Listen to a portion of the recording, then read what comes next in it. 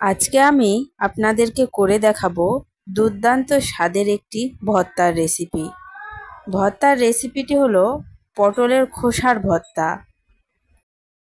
অনেকেই হয়তো এখন পর্যন্ত জানেন না যে পটলের খোসারও ভর্তা খাওয়া যায়। তো চলুন ভর্তাটা করার নিয়মটা জেনে নেওয়া যাক। প্রথমে আমি পটলগুলোকে খুব ভালোভাবে ধুয়ে নিয়েছি, তারপরে পটলগুলোর খোসা ছাড়িয়ে নিচ্ছি। খোসা ছাড়ানোর আগে পটলের উপরে যে পাতলা একটা চামড়া থাকে ওটাকে আমি চেঁছে তুলে ফেলেছি। তারপরে পটলগুলোকে এই যে দেখুন এইভাবে খোসা ছাড়িয়ে নিয়েছি। সবগুলো পটল একে একে এভাবে খোসা ছাড়িয়ে নেওয়ার পর আবারও খুব ভালোভাবে ধুয়ে নিয়েছি। এখন চুলায় একটা প্যান বসিয়ে তাতে পটলের খোসাগুলো, কয়টা আস্ত রসুনের কোয়া, 2-3টা পেঁয়াজ, 2টা কাঁচামরিচ আর সামান্য পরিমাণ হলুদ দিয়ে এখন পটলের খোসাগুলোকে ভালোভাবে ভেজে নেব। যদি দেখেন পটলগুলো টাটকা, তাহলে পটলগুলোর খোসাগুলোকে পানি দিয়ে সিদ্ধ করার দরকার নেই। আর যদি এরকম হয় যে পটলগুলো বাজার থেকে কয়েকদিনের পুরাতন পটল নিয়ে আসা হয়েছে, তাহলে পটলের খোসাগুলোকে সামান্য পানি দিয়ে ভালোভাবে সিদ্ধ করে নেবেন।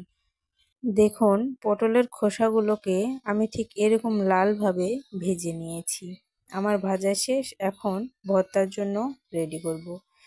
এবার একটা বাটনার সাহায্যে আমি খোসাগুলোকে খুব ভালোভাবে বেটে নেব, যেন একদম মিহি হয়ে যায়।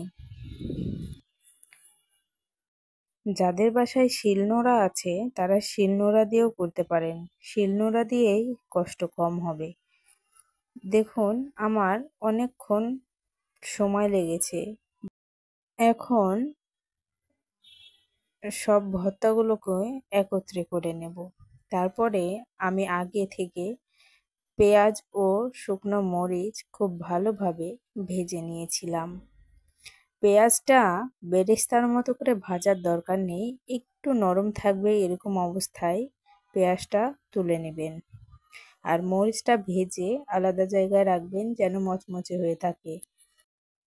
আমি পেঁয়াজ ভাজাটা দিয়ে দিয়েছি, এখন মরিচটা হাতের সাহায্যে খুব ভালোভাবে ডলে কুচি করে নেব। প্রয়োজন হলে যেটার সাহায্যে ভর্তাটা করবেন সেটা দিয়ে একটু বেটে নেবেন।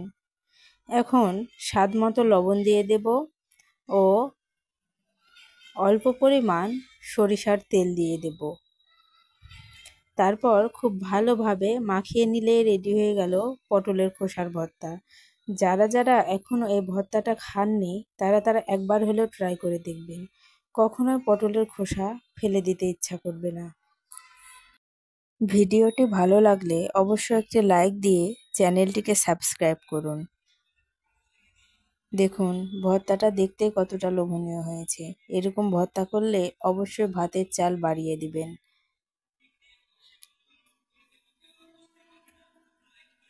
ধন্যবাদ।